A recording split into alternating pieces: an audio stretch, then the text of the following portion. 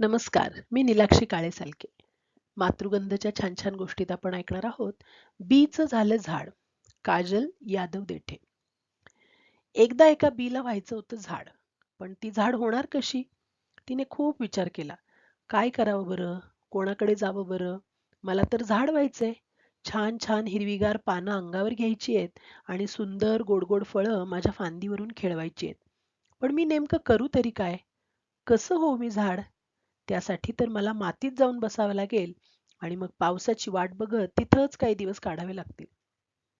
पाऊस पडला की मी मातीत रुजेन आणि मला अंकुर फुटेल. मग माझं हळूहळू झाड होईल. पण मला मातीत रुजवणार कोण? मी मातीत जाऊन बसणार तरी कशी? बीने खूप विचार केला. शेवटी ती एका शेतकऱ्याकडे गेली. शेतकरी शेतात काम करत होता. बी शेतकऱ्याला म्हणाली, शेतकरी दादा, मला तुझ्या शेतात लावशील का?"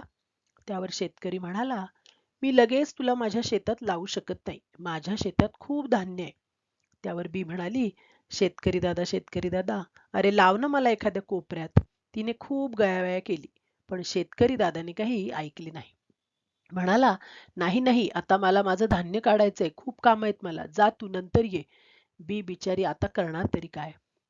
आता बी पुन्हा विचार करू लागली. काय करावं बरं आता? पुढे चालत जाता जाता तिला दिसला छोटू. ती त्याच्याकडे जाऊन म्हणाली, ए छोटू, काय करतोयस?" छोटू म्हणाला, "काही नाही, बसलोय इथं." "बरं ऐक ना, माझं एक काम करशील?" छोटू आश्चर्याने विचारतो, "काम? कसलं काम?" त्यावर बी म्हणते, "तू शेतकऱ्यांवर रुसून बसायचंस." छोटू म्हणतो, "का बरं? मी का रुसू? शेतकरी दादाने काय वाईट केलंय माझं? उलट तो सर्वांसाठी शेती करतो, धान्य पिकवतो. मी नाही रुसणार त्याच्यावर." बीला आता रडू आलं. ती गयावया करू लागली आणि पुन्हा छोटूला म्हणाली, "अरे छोटू, ऐक ना रे, माझं मला झाड व्हायचंय. त्यासाठी मला जमिनीत रुजलं पाहिजे. तरच माझं छान असं झाड उगवेल. मग ते मोठं होईल आणि त्याला फळं येतील. माझं जर असं झाड उगवलं ना, तर त्याला आलेली गोड गोड ताजी फळं मी तुला खायला घालीन." "खरंच?" छोटू हुशार होता. त्याने लगेच विचार केला आणि म्हणाला, असं आहे तर. पण खरंच तू मला गोड गोड फळं देशील ना?" बी म्हणाली, "हो रे, नक्की देईन."